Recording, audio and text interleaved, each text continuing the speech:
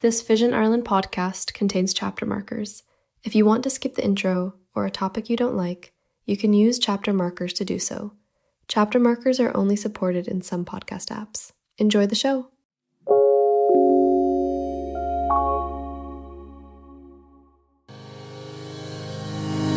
Welcome to Talking Technology with VI Labs. At VI Labs, we believe technology is the single greatest enabler for people with sight loss and all disabilities. If you're looking for the latest news and conversation on tech from a more accessible perspective, you've come to the right place. As you always do, hello everybody and welcome in to Talking Technology with VI Labs, episode 105, where it is Safer Internet Day across Ireland and Europe today. Safer Internet Day is taking place with the theme of how we can protect kids in the age of AI. We'll be talking more about that in tech news later on as well, so do stick around for that. But hello, welcome in. How are you keeping? Hope all is well with you. We have a packed show coming up today with three, not one, not two, but three really cool interviews. We will be catching up with Vision Ireland's Group CEO, Chris White. He will be joining us in a bit to talk all about the European Accessibility Act and what Vision Ireland is doing about the European Accessibility Act. So we'll be talking to Chris in just a few minutes. We will also be talking to Susanna Laurin. So Susanna is the head, I guess, of the EU side of the International Association of Accessibility Professionals. Very fancy title there, but we'll just call them the IAAP for this for the purposes of this podcast. But Susanna is the head of the IAAP in Europe, and we'll be learning a little bit more about what they do and why they had a massive conference in Dublin last week. We'll be telling you all about that, and we'll probably chat about my experience at that, because I was at that event, so we'll be telling you about that later on too. And finally, we will be catching up with Shadi Abou-Zahra. Shadi is the head of Amazon's accessibility kind of management team for the products and services. So you're looking at things like Alexa, Fire Sticks, Kindles, those e-readers, the Ring video doorbells, and then services too. So things like Prime Video, which is really cool. So we'll be catching up with Shadi later on in the show. So when I say, I think I say it a lot on this podcast, that we have a packed show for you. But today, we really do. And a reminder that if at any stage you would like to join the conversation and get in touch with us, we'd be absolutely delighted to have you on board. There are loads of ways to join the conversation, and here are just a few of them. So if you want to get involved, all you need to do is you can send us a WhatsApp voice note if you'd like. That way we can hear you and you can hear us hearing you. It's great. You can send us a WhatsApp voice note to 086 199 0011. That's 086 199 0011. Remember, a WhatsApp voice note is not a call, so you want to use the voice message button. It's labelled with voiceover and is located at the bottom corner of your screen, the bottom right hand side there of the screen, or the chat interface. So do send us a voice note if you so please. You can also get in touch with us by email if you would like, to content@vi.ie. That's content@vi.ie. Whether you'd like to get in touch with us with a voice note or an email, we would love to hear from you with your views, your thoughts, or any technology news that you think we should cover. We'd love to hear from you, so do get in touch now. Right then, let's get right down to business and check in with some of the correspondence from the week gone by with our good friend from Kilkenny, Mr. Joe Lonigan. Joe, how are you? Hi David, I'm good today, thank you. Excellent stuff, always good. It's ups and downs, Joe, but it's good to have a good day. So tell me, Joe, how are things that you've been keeping an eye on some of the stuff coming in? And we had in the newsletter last week, we had some thoughts on the AirTags, that the new AirTags from Apple. Before we read the message from Michael, what are your thoughts on these initial new AirTags?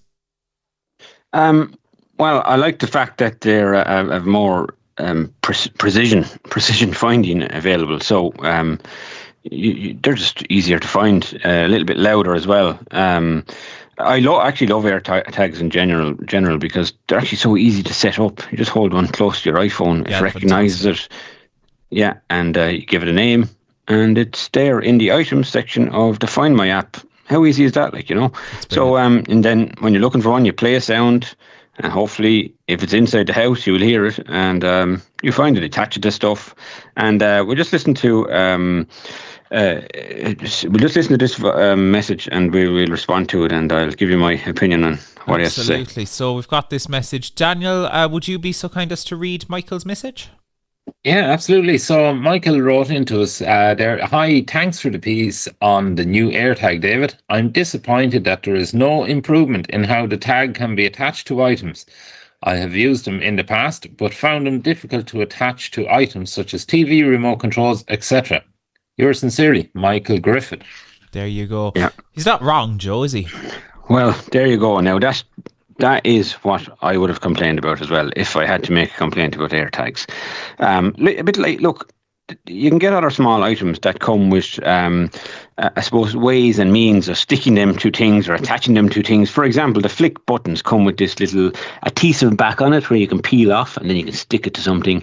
Or I know they don't come with key rings or whatever, but you don't need it for that particular item.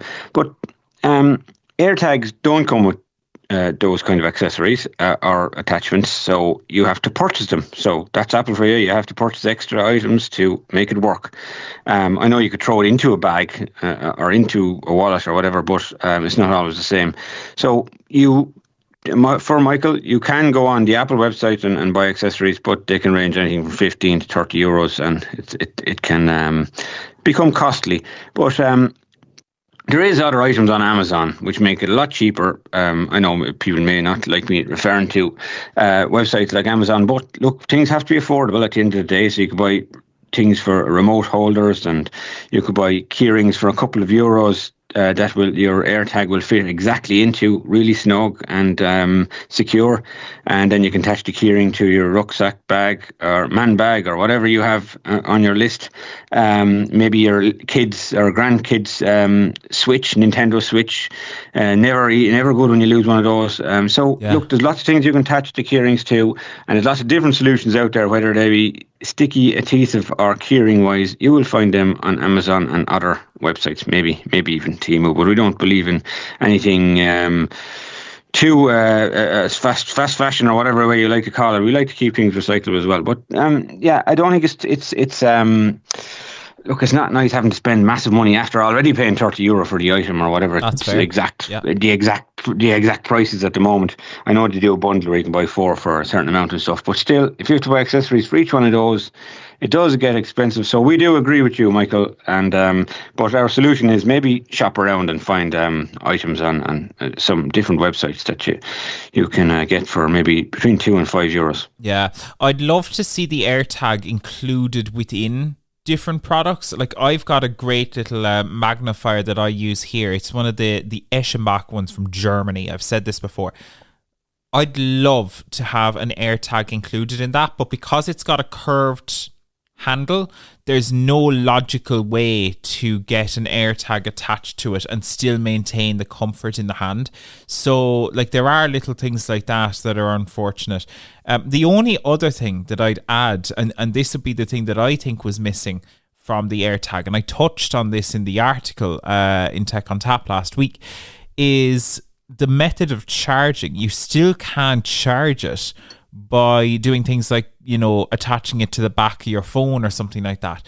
It just seems so antiquated. Archaic. Yeah, like it seems so archaic and antiquated that you have to get and change a physical battery. And I know it's a first world problem, but it seems kind of wasteful too in my mind. But maybe that's me being a bit... I think you're right. Antiquated. I'm going to have to look that word up in the dictionary, see is it a real word now, David, that you've used it. It's antique, Joe. Antique. Oh, there you go. Antiquated, I think, is like the way of saying that something is antique. If it's antique, it's antiquated or something. I think. I don't know. Brilliant. You learn something new every day. But yeah, I agree. Look, but there is other options out there as well. We don't have to go Apple. Not everybody uses Apple. We have to remember that. There's lots of Android users out there, and Blind Shell users. Blind Shell do have a solution similar to Blind Shell AirTags. blind shell beep, yeah, brilliant option as well for people that use blind shells. And there is the tile, the tile which has a nice loud beep on it, and the battery in some cases is lasts longer. And they also have a credit card option which you can slip into your wallet. So the tile. Yeah, just to continue the discussion on, David, that is a brilliant option, the tile. I have a couple of them as well at home. Yeah. So I think they're not the only option out there for Michael going forward. But and look, there is an app that you can download for the tile as well. You can download it onto the iPhone as well, and hopefully the blind shell, but I haven't tested on that. But there is easy options out there other than AirTags. Absolutely. Brilliant stuff. Michael, thank you very, very much for the message. A really interesting one, and always great to hear people's thoughts on new technology that's hitting the market. I mean, the AirTag, not necessarily revolutionary at this point, but a product that is very popular for blind and visually impaired people. So always good to cover that. If you would like to get in touch with us, you can send us a message to 086 199 0011. That's 086 199 0011. Or if you would like to do it the antique way, you can send us an email to content@vi.ie. Very archaic, some would say, but we won't judge you for it. You can send to content@vi.ie. Right then, let's move on, shall we?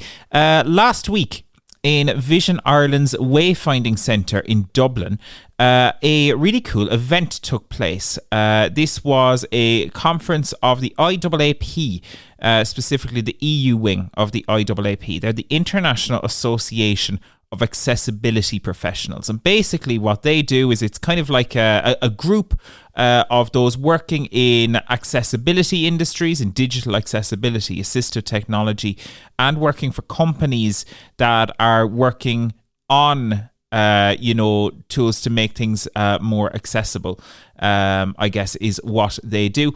And they have about 10,000 members. And in Dublin last week, there was a major meeting of the International Association of Accessibility Professionals to learn a little bit more about what's going on across Europe. There were regulators there from a number of European countries. Everybody was sharing notes, sharing views, and seeing how we can try and make the world a little bit more accessible. So to learn a little bit more about the event, and we'll learn more about the organisation a little later on, but to learn more about the event, first of all, I caught up with Chris White, who is the Group CEO of Vision Ireland. Here is what Chris had to say. So joining me once again on Talking Technology for the first time, the last time you were here was our rebrand. It's Chris White, our CEO. Chris, how are you getting on? I'm really well, David. How are you? Not too bad. It's been a while. It's been a while to do this formally, but I see you all the time. Well, fair enough. Yeah, you're probably sick of me in the real world. So, Chris, we're here today at the Wayfinding Centre. The reason we're here is there is an event being co-organised by IAAP, so they're the International Association of Accessibility Professionals, very fancy term, and also Vision Ireland's sister company, Vially. So do you want to tell me first of all a little bit about what's going on at the Wayfinding Centre today? And there's a massive crowd here. Yes, we've got 200 odd people here in person, we've got 600 people online. It's the IAAP's EU seminar on the European Accessibility Act, how it can be implemented, how it can be used, the importance of it. There's 18 different international regulators here today. So the importance of regulation, how regulators can take forward the implementation of the European Accessibility Act, and how we as a sector and we as a movement can make the most of this hard-won legislation for the betterment of accessibility for all. Sure. So a lot of listeners to this podcast will be using things like VoiceOver, JAWS, NVDA, all that. For those who don't know in the most basic terms about the European Accessibility Act, give us a brief kind of rundown of what this does to make services more accessible. So the European Accessibility Act came into force across the 27 EU countries on the 28th of June last year, and it requires every company pretty much with a website that turns over 2 million euros or more to have a WCAG 2.1 compliant website. In particular, it looks in detail at e-commerce, banking, essential services to make sure that they can be used fully and independently without reliance on other people. So it's a hugely comprehensive piece of legislation, world leading. The challenge for us all now is to make sure that it's implemented, people are aware of it, and we don't let it wither on the vine of just a piece of legislation that's there and not used. So we need to be active, we need to be engaged, we need to be passionate, and we need to be working together to ensure that it is fully implemented. So in terms of the event today, then you mentioned there are 18 regulators from across Europe. How is regulation for the European Accessibility Act going? Because this is something you've just delivered a keynote at the event. This is something you touched on, that we need to be stronger on this. Exactly. I mean, the danger is that we're all passionately agreeing with each other, but no decision makers are in the room. We need to be much more proactive. We can't, polite excuse me's, can you implement this, is not going to get us to where we need to be.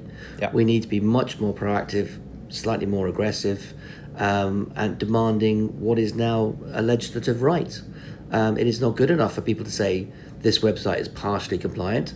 What that means is this website's not compliant. There is no room in the legislation for somebody to say we don't have to comply with it because this is partially compliant and all these reasons why it's not compliant are okay. That's not in the legislation. People need to recognise that full compliance is what the legislation requires. What does the next step then? So we have, representatives from a number of the regulators that are regulating this in Ireland here today. Some of them are speaking on panels. Like, what do they need to do now? And is there stuff that Vision Ireland can do? I think the regulators need to be engaged by the public and organisations like Vision Ireland to remind them of their obligations under the Act. I think the regulators need to start taking enforcement action. We're 10 months in now from the active implementation of the Act, and we haven't seen any enforcement actions yet. We've had very light touch regulation, and as we've seen on numerous occasions, light touch regulation doesn't work. It leads to things like the banking crisis. Sure. So we need regulators to put a marker down. So, for example, we've made a complaint to the Irish Aviation Authority that on the 31st of January, not one single airline flying out of Dublin City was compliant with the European Accessibility Act. Have you heard back on that? We haven't heard back anything yet. Okay, that's interesting. We'll have to follow up on that. Yeah. So let's move on just briefly from the European Accessibility Act and talk about things in Vision Ireland more generally. Lots going on. The Wayfinding Centre, Vially. How are things across the board? So Wayfinding and Vially are just one of the other some of the activity, but I mean, I think we are reviewing last year, so we supported more people with sight loss than ever before in 2025. So in excess of 8,000 individuals were supported on multiple fronts, whether that's technology with you, David, or low vision services, or education, or training, or counselling, or being referred to other services through the ECLO, through lobbying. So the breadth and width of what Vision Ireland is doing has never been greater. Our impact has never been greater. The demand has never been greater either, because we're creating a level of expectation. We are nowhere near where we need to be, but the organisation is working hard in challenging government and delivering services that make a difference, but are not the solution. You're good, Chris, at summarising all of this, so I won't do the summary here. I'll let you kind of finish this off. What is the one kind of point you want to leave people with, whether it's from Vision Ireland, the European Accessibility Act, anything at all? What's the one thing you'd say to those listening to Talking Technology right now? The European Accessibility Act is a wonderful tool. We need to grasp it with both hands, make sure we use it. Let's cultivate it and use it as a tool of difference to make Ireland a more accessible place for us all. Chris, thank you very much. Thank you, David. Always good to catch up with Chris on Talking Technology. We don't have him on that often, but when we do, he always has some interesting nuggets to share. Very interesting, Joe, I must say. It was during that conversation when Chris mentioned that they had made the complaint to the Irish Aviation Authority. That's very interesting, isn't it? Yeah, it is. Look, I suppose I've been trying to book flights for a long time, and it's not the easiest task when you're using a screen reader. I find websites can time out, and you have to start all over again. And the frustration really gets to you. They wouldn't be the most accessible websites like Ryanair, Aer Lingus, etc. But I mean, I'd be hoping that they could improve it maybe in the next 6 months to a year even, and work really hard on it. God knows they are very wealthy and the companies are doing really well. There's many millions of passengers going through the airport all the time. So I'd be hoping, look, they come up with a solution, whether they use solutions like bots or something to make it more accessible. I'd like to look to make the process easier and work better, whether it be VoiceOver or JAWS or NVDA or whatever we're using. I just want to be able to book a flight. Yeah, that seems fairly reasonable. We'll have to find out what happens with that. I'm sure Chris will update us on the podcast at some point down the road. But very interesting conversation with Chris, as always. If you have thoughts on that, do send us a voice note, 086 199 0011 on WhatsApp, or you can send us an email to content@vi.ie. Also at the event was a awesome lady by the name of Susanna Laurin. Now, Susanna is the head of the EU for the IAAP. So this is the International Association of Accessibility Professionals, who were running the event in the Wayfinding Centre last week. So I caught up with Susanna to learn a little bit more about the IAAP and what it is that they do. So joining me here on Talking Technology, I am joined by Susanna Laurin, who is the representative for the IAAP in the EU. Susanna, how are things? Well, things are very good because we just finished a 2-day event, so I'm a little bit tired, but now I'm very happy and I'm looking forward to resting my feet and having a beer. Look, I no better place than Ireland for that. Exactly. So do you want to tell me a little bit about, I suppose we'll talk about the event in a second, but for those who don't know, what is the IAAP?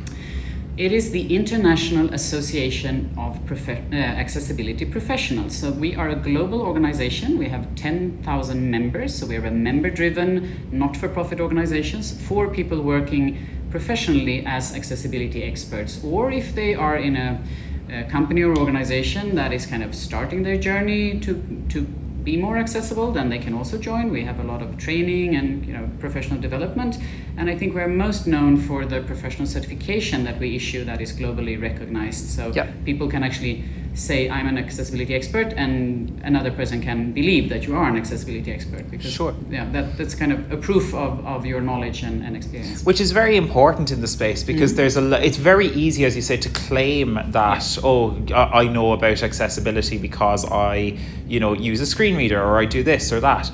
But if your certifications give people a broad overview, which I think is critically important in this space, isn't it?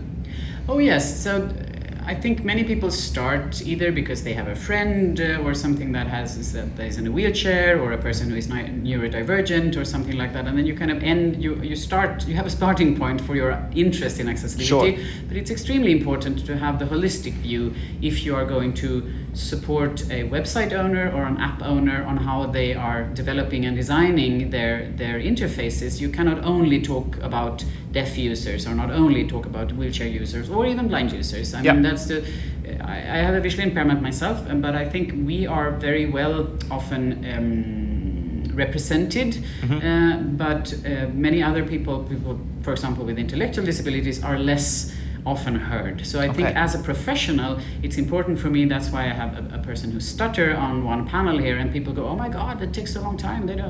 But I mean, it's important that everyone gets a chance to speak and to make their voices heard. And I think that kind of holistic view on accessibility is very, very important. And then we also need specialist organizations, of course. I mean, of course, we have user organizations that focus on one disability. That's something else. But for the expertise, for the experts, I think this broad perspective is extremely important, because otherwise you also, I mean, in the worst case, you could provide a recommendation that is good for one user group, but that does not work for another user group. Yeah. That would be it's not often the case, but it could happen if you don't see the broad kind of full picture. So you guys in the association run a number of different events across the year. Your biggest is probably the M-Enabling event that you have in the States. But you've just run a major event here in the Wayfinding Centre in Dublin. Am I correct in thinking this is one of the biggest you've done in the EU so far? It is, yes. So in the M-Enabling is super big. But in the EU we have more done meetups and webinars and smaller events, and really for our community, while M-Enabling has a much broader audience. But I've been doing these since 2018, I think, and then it was a little bit of a hiccup of the pandemic, but then just a small one. Yeah, just a small one. So we did a little bit more online. But yes, this is the biggest one. We had 200 people in the room today at the event and 130 at the workshop yesterday, and that is definitely a world record.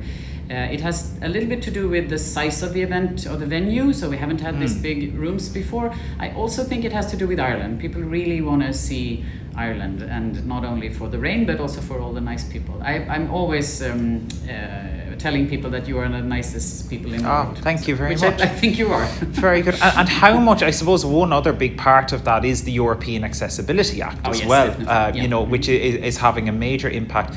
Where are we at? I know it's a massive question and it's going to differ for different member states.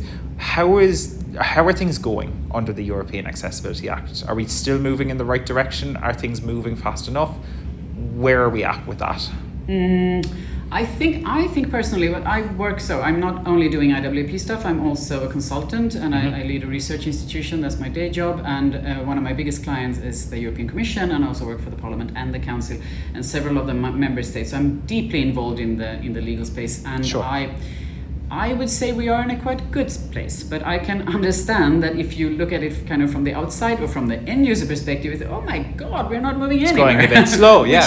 which is also true, but it's just that it takes time for these market surveillance authorities. They have a good way of surveilling markets and doing monitoring and things, but they are completely new to accessibility. And you could complain saying that they should have, started earlier and all of that, and I'm all with you, but still they are actually doing things, and we have, even in the smallest member states, we have hundreds of complaints already, and many of the market surveillance authorities are out there. They are requesting compliance reports, and they are writing letters, and they are really moving. I mean, we had a meeting with 33 of the regulators yesterday, a closed meeting only for regulators with no vendors in the room, and it's just amazing how much they are working. It is a big difference. Some of the Eastern countries are a little bit more immature when it comes to accessibility in general, which means that it's harder to get enough experts on board, and that makes it hard also for the regulator to actually do a good job. But in like Ireland, I think Ireland is doing a very good job here, and some of the Nordic countries as well, and the Central Europe, Belgium, the Netherlands, and so on. I think we're seeing quite a lot of progress, and we are moving forward. That doesn't mean that it's perfect, of course, but it also doesn't mean that the end users have seen this yet, and it will take time before it kind of, trickle down is maybe the wrong word, but I mean before it's kind of seen on the ground in their actual functionality, because it takes time. First, the market surveillance authorities need to do the control of a product or service, and then they need to tell the product owner or the manufacturer that, okay, we found this and this and this, and then they have a certain time to fix things, and then there's a discussion back and forth, is this disproportionate or not? These things take time. I don't have any patience, so I think it's take too long, but that is how it works. This kind of policy implementation and a new law, and they are a little bit, they are crawling before they can walk, so it takes a little bit of time, but yes, things are actually happening. So I would be a little bit patient and say more is happening than kind of meets the eye right now, and I think we just have to, I'm excited about the first real big penalty, or big media. That would be super cool when that happens, but that time will too come. Susanna, thank you so much. Exciting times ahead. How can people find out more about the work of the IAAP? We have the world's longest email or URL. Okay. It's accessibilityassociation.org. So I apologize to everyone who's going to dyslexic. have to type that. Yeah, exactly. But you can also find me or IAAP online. So Susanna Laurin, I think I'm the only one with that name on LinkedIn. And you can also look for, at LinkedIn, we have a series of posts if you're interested in the European Accessibility Act that I think could be quite interesting. That is called EAA Q&A. So we have each week we have presented one article in the law and then explained it in human language. So that is very much, if you're very nerdy interested in the law, yeah. But there are also some specific things there that are of course very important for the end users. So how to complain, where to complain, and all of that. Brilliant stuff. Susanna, for now, thank you so much. I really appreciate it. Thank you. Susanna Laurin there from the IAAP. Really interesting conversation with her. And I must say, well done to all involved at the IAAP. And also, I should say, to our sister company, Vially, who had a major role in organising that event. That was it went really, really well. And it was fantastic to see partners there from all across the world. There were people there from the States, across Europe, and from big companies too. I was on a panel at the event with a team from Tesco and also multiple different ATM manufacturers. So it was really, really good to see companies engaging with accessibility. So that's always fantastic to see.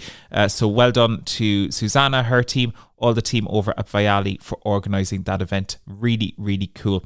Now, one of the attendees at the event, and in fact a sponsor at the event, was Amazon. And you may have heard of Amazon, small little company. They have obviously, I suppose, most widely known for their shopping websites, but they do so many other things as well. They own Ring, they own Kindle, they obviously own the Lady A, who shall remain unspoken, your smart speakers that you might have in your house. They control lots of different things. So obviously, with such a wide portfolio, it's really important that stuff is accessible. And one of the people coordinating that accessibility is a gentleman by the name of Shadi Abou-Zahra. Now, Shadi was at the event on Wednesday and Thursday last week, and I got a chance to catch up with him and chat a little bit about what is happening at Amazon in regards to accessibility, and ask, is it difficult to coordinate an accessibility effort for such a large company?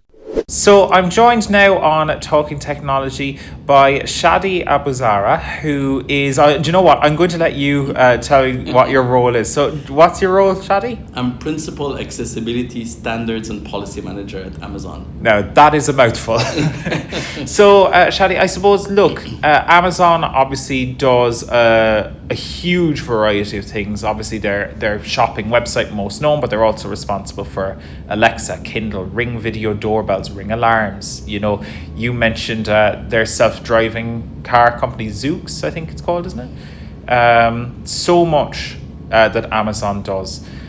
What is it like working on the accessibility side for Amazon? What are the new and exciting stuff that people should be aware of? So, Amazon works across all these different products and services and has accessibility features continually coming on. We pride ourselves in saying it's always day one, so continually working and evolving things.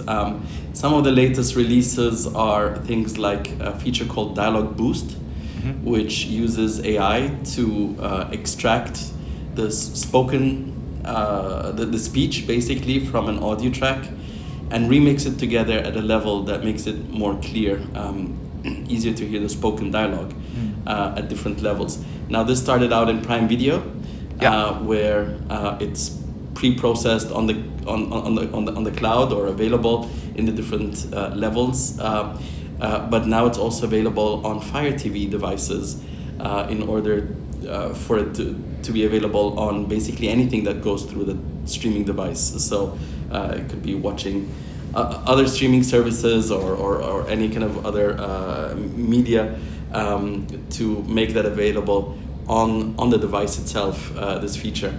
So other features are things like dual audio, which is the ability to control the volume level that is streamed to a hearing aid from a television differently than what's going through the speakers. So in a mixed household, for example, you could have different levels of audio. What's projected, what's streamed directly to my hearing aid is different than what comes out of the loudspeakers. It could be louder or lower. These are just off the top of my head some of the most recent features, but and I suppose, you know, what's it like then? Obviously Amazon is doing so many different things. Is it tough to manage accessibility across so many different products? Yes, the larger the product range, of course, the more complexity, and but the way it works is that the different product teams have accessibility teams that are growing. So Prime Video has a dedicated accessibility team that is doing phenomenal work. Kindle, for example, has an accessibility team, the worldwide stores, etc., etc. Yeah. So there is this trying to place the accessibility directly where the work happens, rather than having one centralized team that is trying to do across these things. So having these teams that are closer to the production and responsible for the accessibility of the own product, but at the same time trying to kind of align between them and have this coordination is definitely one of the things that is where my role is, where that comes in, where it's across the organization trying to set requirements, help teams define these requirements for their products and services. How do you find like the value of events like this? We're at obviously the IAAP event here in Dublin. How do you find events like this help companies like Amazon? So I think accessibility continues to be a work in progress. Is something that we as a community, I'm an engineer by training, and I like to focus on engineering solutions, but over the years, over the decades in working in accessibility, I've learned that it's also a societal aspect, where we're actually trying to change society, and this can't be done alone.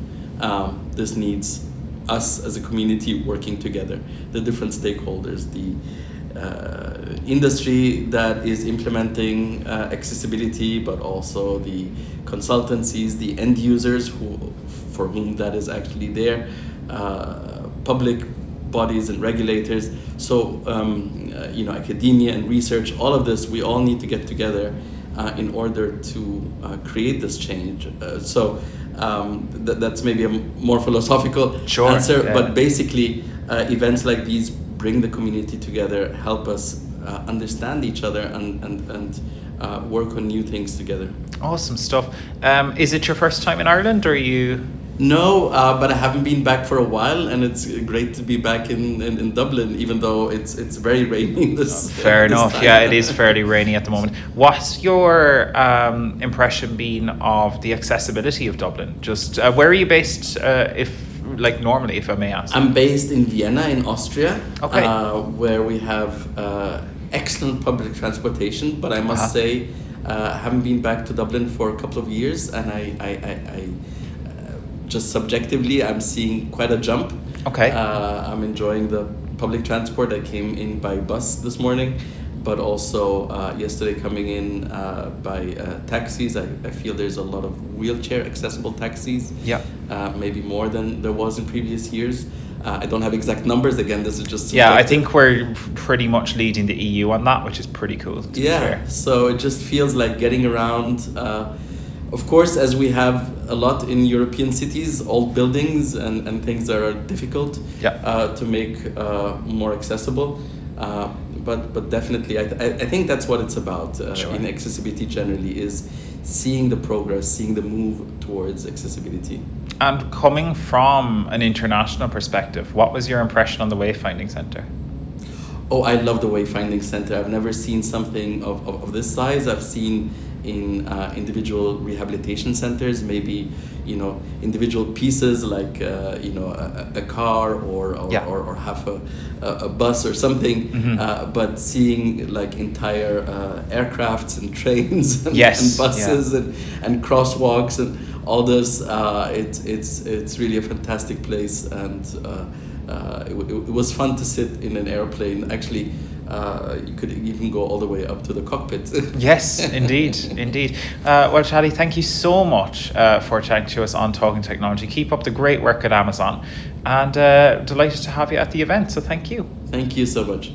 Really interesting conversation there with Shadi, I must say. I found that conversation really interesting, because we look at these big companies and, it must be difficult, especially when they have a product range as wide as the likes of, say, an Amazon or a Microsoft or an Apple or whoever it may be, to actually make those products accessible across the board. It's no small effort. So it was really interesting to get an insight into how that works. And actually, it's funny enough, Joe, I was when we were at the event, Shadi actually gave me his business card from Amazon, and I was very impressed. It's such a small detail, but the business card actually contained Braille and was in large print, which I thought was very, very cool.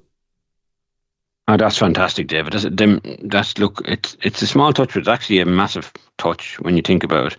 Just to even add an accessibility feature to a business card. Yeah. And look, if you're really stuck, you can throw your CNAI or your BMIs or whatever you feel is the right addition for you to it as well. But look, it shows Amazon and the people that work there, they do actually think outside the box, and it proves it by probably when I look at the products in my house, like the Amazon Echo, the Fire Stick, and I'm sure there's a couple others I could think of if I really search. But them two products, they do change our lives.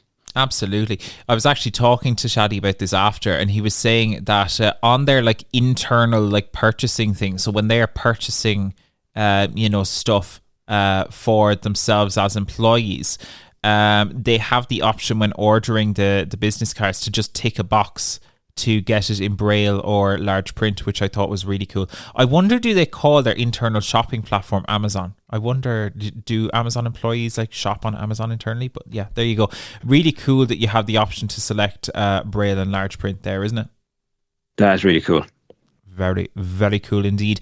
Anyway, hey, if you have thoughts on any of the interviews that we featured today with Chris, Susanna, or indeed Shadi, you can send us a message on WhatsApp to 086 199 0011, or you can send us an email to content@vi.ie, and we would love to hear from you indeed. And you may also have thoughts on some of the news, and it's time to catch up on that news now with Daniel Dunn. This is Talking Technology News. So, with your latest Talking Technology News, I'm Daniel Dunn. Microsoft has started gradually rolling out an update to the Narrator screen reader to provide more detailed image descriptions powered by Copilot. The feature has existed on Copilot Plus PCs for some time now, but it is soon going to roll out to all Windows 11 users. While that sounds fantastic, it is unfortunately a small bit misleading, as the feature won't be available to those within the European Economic Area, at least for now. This is disappointing, but the feature will still be useful for those who can benefit from it. On Copilot Plus PCs, the user can press Narrator plus Control plus D and get a full image description of the focused image, while Narrator plus Control plus S will give a full description of the screen. The user will also have an Ask Copilot button that can launch the captured image in the Copilot interface.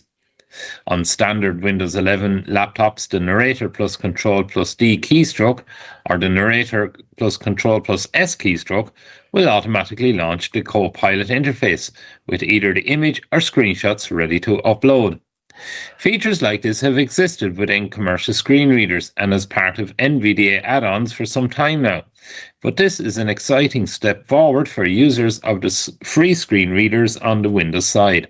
While the most recent WebAIM screen reader survey showed just 0.7% of users using Narrator as their primary screen reader, 37.3% said they commonly use it, which demonstrates its true importance. Do you use Narrator much? How have you found it's improved over the years? Let us know with a WhatsApp voice note. Today is Safer Internet Day, which is focusing on how we can protect kids online in the age of AI. Events are taking place across Ireland and Europe today to mark the event, which we have also covered on the Talking Technology podcast in previous years. RTE reports that research from UCD shows that while young people do not trust AI, they reluctantly accept the privacy trade-offs, and while they know about its capacity for malicious use, they increasingly rely on it. Other topics being discussed on Safer Internet Day include a lack of parental engagement with the online activity of their children, as well as how AI is leading to increased amounts of information and disinformation online. It's not all doom and gloom, however, as conversations will also be taking place on how AI can be used to benefit young people. The internet is a wonderful resource, but it is important to make sure that you are careful in how you use it.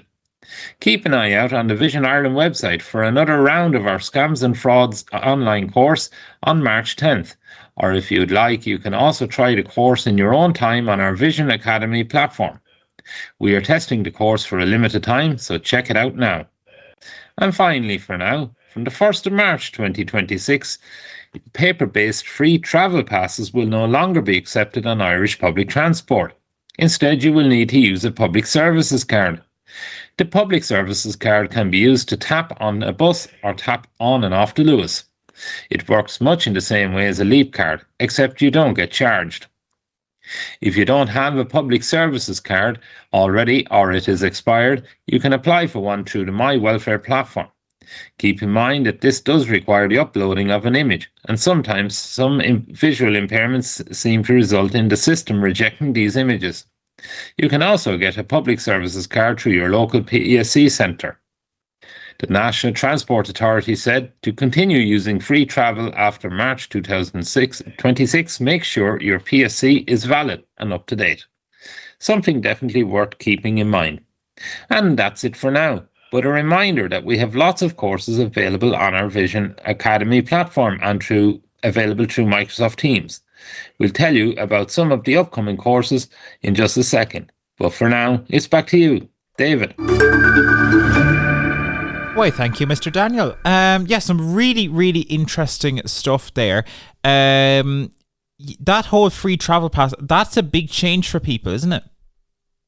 It is, David, yeah. So anyone that has the paper-based travel pass will need to kind of get into action to get the new plastic PSC public services card. Yeah. And while we did mention there in the news that you can apply or renew online, it's probably easiest to do it in your local PSC or social welfare office. So where you can make an appointment to go in and they will take the photograph for the card, because you're on the card itself is a copy of the photograph that will be taken. And that will then be posted back out to you a few days after it is created. Yep. So so you do have a couple of options. Now, in order to be able to apply online, you must have a fully functional MyGov ID account, and you can try and apply for it there. It is difficult to get the selfie correct. Often the system can reject it. Maybe it could be the quality of your webcam. It could be, the quality of the camera on your smartphone. It could be too much light. It could be too much in the background, etc., etc. So sometimes it's easiest just to go and make an appointment in your local social protection office and get it done there. It's an interesting one. My eye, so my left eye in particular, is quite visually like deformed or whatever. It's very kind of clouded over or whatever.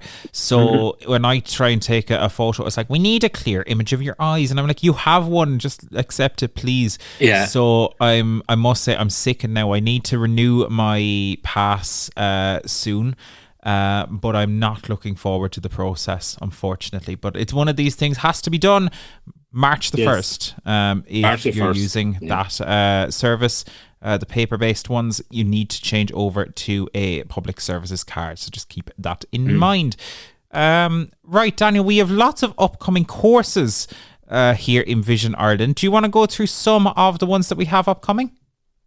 Yeah, absolutely, David. Yeah, so I'll just start on the 17th of February. We've got smart home technology.